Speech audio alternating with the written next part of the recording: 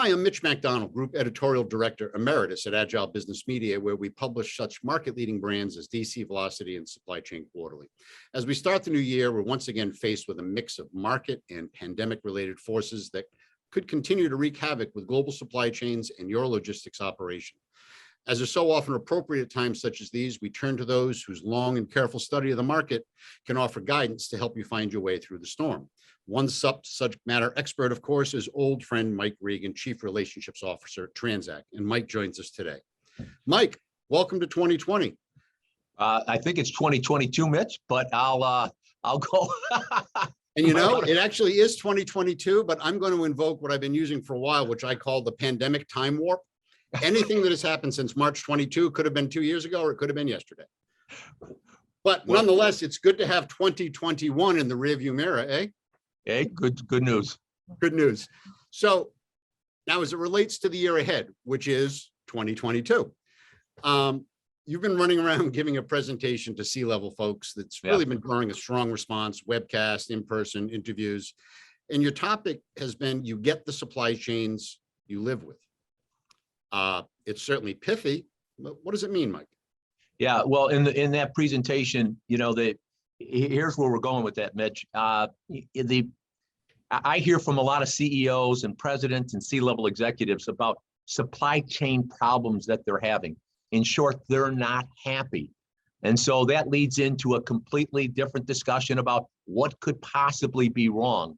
Invariably, more often than not, and I just want to be very forthright about it, you know, whether it's stated directly or it's lurking in the back of their minds, they have a question. Do I have the right people on board? You know, why are we experiencing these problems? Why are we getting blindsided? Why are we seeing disruptions in our production lines? Why can't we satisfy customers? And that led to something that I came up with almost a year ago. And I was talking with one CEO and I said, here's the issue. If you're looking for the major challenge or problem in your supply chain area, if you're looking for someone to blame, look in the mirror. Yep. Look in the mirror, because you are going to get the supply chain you are willing to live with. And specifically, if you want a great supply chain, there are things that you and you only, as the CEO or president or the CFO, the chief supply chain, there are things that only you can do. Yep. Whether it's signing off on major investment decisions, whether it's making, getting people on the same page and getting your production, sales, and procurement people together and getting them aligned. You know, we walk into organization after organization and no one wants to say, yeah, we're pretty happy with this siloed organization that we have. Everyone wants to say, no, we don't have silos within this organization. But at the end of the day, as I've seen time and time again, you know, the procurement people are going to say, well, I don't get judged on how the salespeople are doing. I get judged on how the procurement activities are unfolding. The salespeople, they don't get judged on the operations area. They get judged on sales results. And the operations people, their job is to produce it. And you know, that goes into IT, a whole thing. And at some level, Mitch, somebody has to step in and say, okay, I'm the conductor.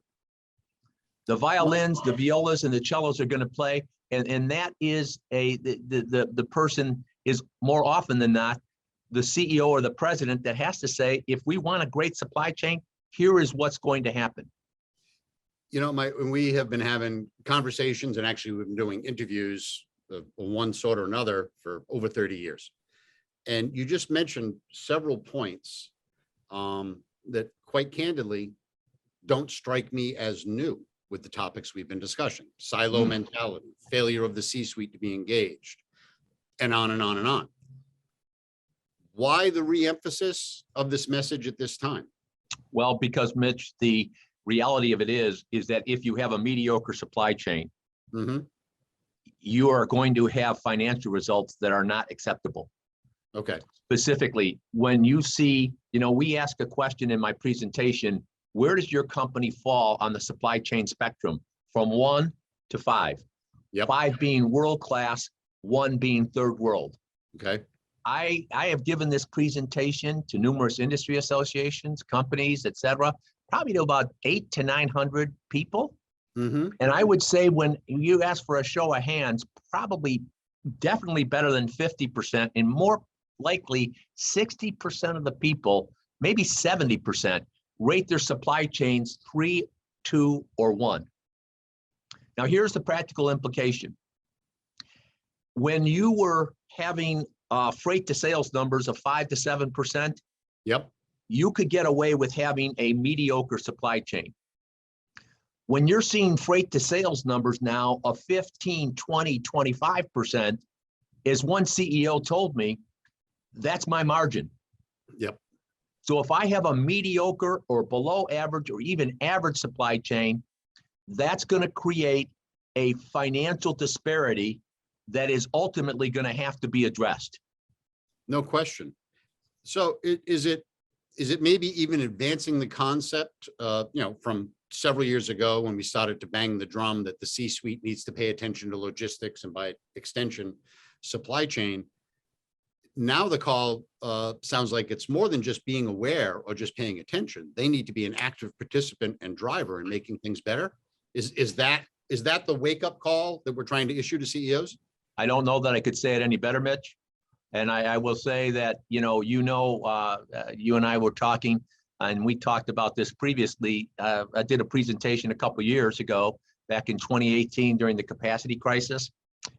Supply chain barges into the boardroom, Right. because all of a sudden people are saying, my 2018 budget is blown out by August. Like one senior VP said, I've already spent my budget for the year. What do I stop doing or start doing? Stop shipping, for the rest of the year. But here's the deal. Barging into the boardroom is one thing. Acting upon what's being presented in the boardroom is a completely different thing. Mm-hmm. We have a mutual friend, Rick Blaskin, the former Yes. CEO and now retired of CSCMP, likes to talk about the fact that for a lot of C-level executives, they've treated supply chain like the electricity. I walk into my office, I throw on the light switch, and boom, it happens. Freight happens. And so I've got people that manage freight. I had the CEO of a company, great company, tell me, he said, this was a couple of months ago as he was having a container crisis. He said, we've never viewed supply chain, the competency in supply chain as being a key strategic initiative. And, my question back to him was this: can you afford to continue to have that mindset? Mm-hmm. That's where, one of the things you and I kicked around, I was part of a panel discussion for YPO in December, and the moderator did a great job. He said, address this statement. And that was this: companies don't compete, supply chains compete. And one of the things I mentioned, I just recently here, I got a note from a CEO who's been following our 2-minute warnings and things like that for years. And he sent me a note, in the tagline, Mitch, with the subject matter was, unfortunately for his company name, you were right, exclamation point. And he mentioned that all these things that we told him were going to happen are in fact happening. Yep. And his freight costs are now through the roof. And I responded back to him and I said, basically, here's the good news. The bad news is 2022 could actually be worse. The good news is it's going to be worse for all of your competitors. Mm-hmm. And so the issue is, how do I manage it? If I manage it better than my competitors, I can profit from that chaos and uncertainty. Oh, yeah. If I have a mediocre supply chain, my competitors can do better than me. So that gets back to the question I asked, I mentioned to the CEO a couple of minutes ago: can you afford to have a mediocre supply chain? Certainly not in 2022, and probably they shouldn't either. As you're saying that, two companies that I'll offer maybe as examples come to mind. Two companies that I could say one of their hallmarks is they've led their market growth with a focus on logistics and supply chain. You may have heard of them. One is in Arkansas. It's called Walmart. And the other is an online. Are they a retailer? Yeah, the other's a retailer as well, but they're online strictly. They started off selling books. Now they sell a lot of stuff. It's called Amazon, kind of like the rainforest. How do you spell that? Yeah, well, But as far as most of us can tell, Michael, there's two companies that are very much supply chain first, and they seem to be doing okay. Well, and you know, Mitch, that really leads into, you know, why I appreciate the opportunity to share these thoughts with you. You know, when we say you get the supply chain you're willing to live with, one of the things I've observed, and I'd be interested in your insights, I've never seen a CEO say, I want a good supply chain and have a supply chain that was great. In other words, people manage up to that expectation. Right. If you're willing to accept a mediocre supply chain, believe me, the people in your organization, you know, will deliver that. But one of the things that you bring up, and this is something that we have talked about in our presentation, is having an outcome mindset. So when I talk to a C-level executive that's not happy with their supply chain, I say, well, what are your expectations? Does your team that has supply chain responsibility, do they know what your expectations are? The second thing is, do you have KPIs or dashboards which allow me or you to measure where we're at relative to those expectations? Yep. And then the third thing is, do I have steps, remediation steps, to address what happens when I'm not getting the performance in an area that's important to me? And shockingly, Mitch, when I bring this up to CEOs and presidents and C-level executives, when I ask them these questions and they say no, no, and no, and I'd say, well, why would you expect your supply chain to be any better than it currently is when you haven't done steps 1, 2, and 3 and 4, 5, and 6? Right. Yeah. And the basic alignment of your supply chain with your overall corporate objectives and initiatives. Mike, we've got just a couple of minutes left. And I'm really interested to hear what your thoughts on this, because, you know, you and I are often in sync, often share the same thoughts. And this is a very important message that you're sharing. Let's pretend just for a moment that it's the first week in January 2023, and you're looking back on 2022. Yeah. Can you think of a short list of things that would have occurred that would make Mike Regan comfortable saying 2022 was a good year for supply chain? Yeah, at the top of the list there, Mitch, would be that I have, from an outcome mindset, I've understood the fact that in order to have a great supply chain, I need to say, we call it managing from within. Okay. I need to understand that the decisions and the practices and processes that I have within my company affect my supply chain. Mm-hmm. So if I'm looking at January of 2023 relative to what we accomplished in 2022, it's that we have shifted our focus, not so much what's happening with our carriers, not so much what's happening, outside the organization, but that we are relentlessly focused on how our practices and processes impact our supply chain activities. And just, you say, well, Mike, that's kind of generic. Can you make it a little bit more practical? That's my job. Wait a minute. You're doing both parts of the interview here. Go ahead. Oh, one of my friends basically said 2022 will be the year of the different dialogue. And I was like, what? And he said, yeah, with our customers, the traditional orientation is you're the customer, I'm your supplier. I kiss your butt because, that's the way the traditional customer supplier. No. The relationship is you need me, I need you. Let's balance things out and have a dialogue about how we work together. So you're asking me 2023, I look back and say, okay, what conversations have I had with my customers? The Pareto effect. Do I have 20% of my customers representing 80% of my business? And the reality of it is, the second thing I would suggest, if you haven't done this already in 2022, you are going to have a customer stratification initiative that recognizes and prioritizes your customers A, B, and C. Because if you're treating, I talk to companies and they say, call by 12, out by 5, that's how we run everything. And my comment to them is, have you talked to your customers and actually asked them what they need? Or are you managing your supply chain based on assumptions? So the second thing I'd ask for 2023 is not only if we had the dialogue, but what's the outcome from that dialogue?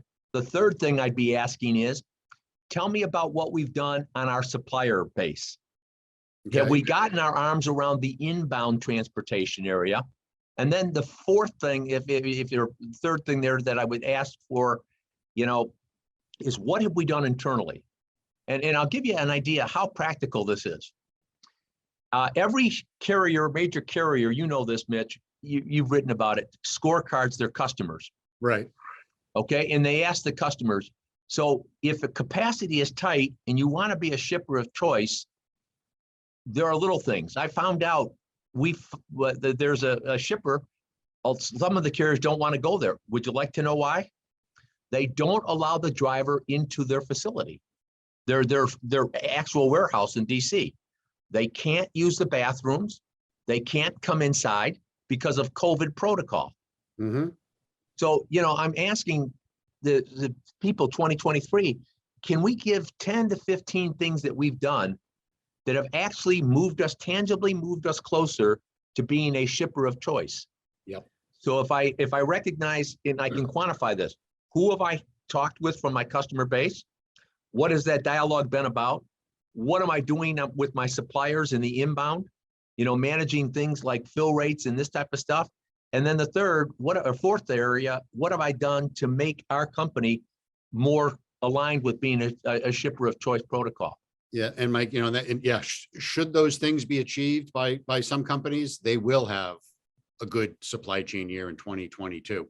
It's remarkable to me in the current circumstance, and there are a lot of long-term and short-term factors affecting the economy, but I know some motor carriers from firsthand discussions and they don't feel great about it.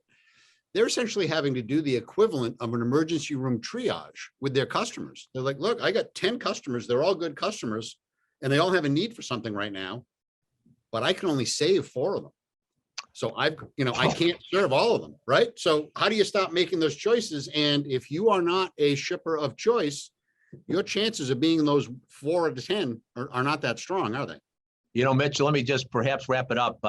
I would encourage folks to go to TranzAct.com and download the interview I conducted with David Ross from Roadrunner. Okay. David used to be at Stiefel, him, and he great, and now he's a senior executive with Roadrunner. He did a dynamite interview on understanding pricing from a carrier's perspective, and he asked one question. Why am I, as a carrier, going to send equipment to your facility when your operating ratio is 95, when I'm turning down freight that's running at an 85? And one other thing, if I could, Mitch, perhaps as an overall objective for 2023 versus 2022, is ask myself, where am I at today on that supply chain spectrum? If I'm between a 2 and a 3, at the end of the year, January 2023, when it's all said and done, am I now between a 3 and a 4? In other words, from an outcome mindset, have I had the discussions with customers, suppliers, the carrier shipper-friendly practices that now allows me to say, I'm in a much better position from a competitive perspective than I was a year ago? Does that make sense? It makes perfect sense. And I can't imagine a person viewing this right now who wouldn't say, I want that to be me. Yeah. Right. So, well, Mike, we've hit the wall of time. It's always great to connect. We don't catch up as often as we should, but thank you. Until next time, be safe. I know you'll be smart and I know you'll be successful, and I hope everyone can enjoy the new year. Let's make it a great 2022 across the board for everyone watching this, Mitch, and for Thanks, you as Mike. well. We'll be in touch. Thanks.